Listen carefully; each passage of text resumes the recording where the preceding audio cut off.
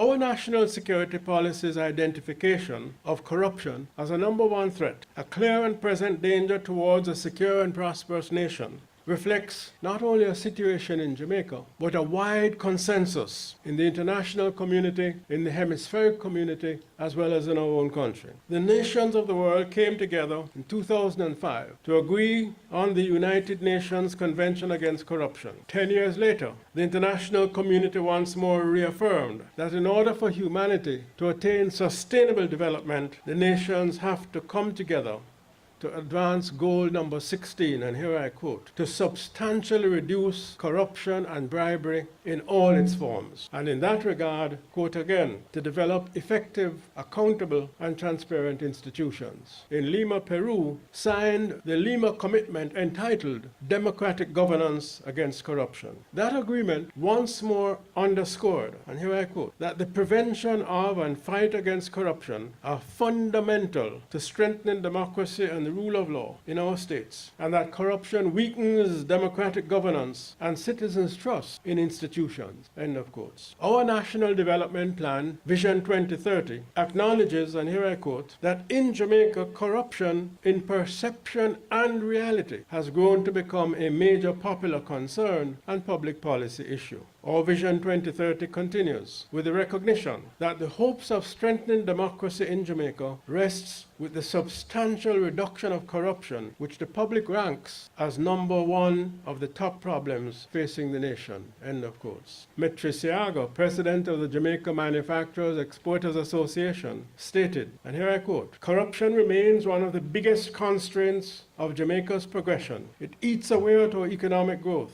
gives rise to crime, suffocates productivity, threatens border security, and significantly damages the international reputation of our country. It has disproportionate impact on the most vulnerable, reducing their access to services, including health, education, and justice, and increases the cost of living. End of quotes. To make the cost of crime and corruption even more concrete, the national security policy tells us that Jamaica's economy could be 3 to 10 times its current size were we able to bring our crime and corruption under better control. Each of our income could be 3 to 10 times higher. The average income of the Jamaican, whether in the public sector or elsewhere, self-employed or otherwise, could not be, in those circumstances, the $5,000 which it is now annually, but which would become $15,000 to $50,000 per annum.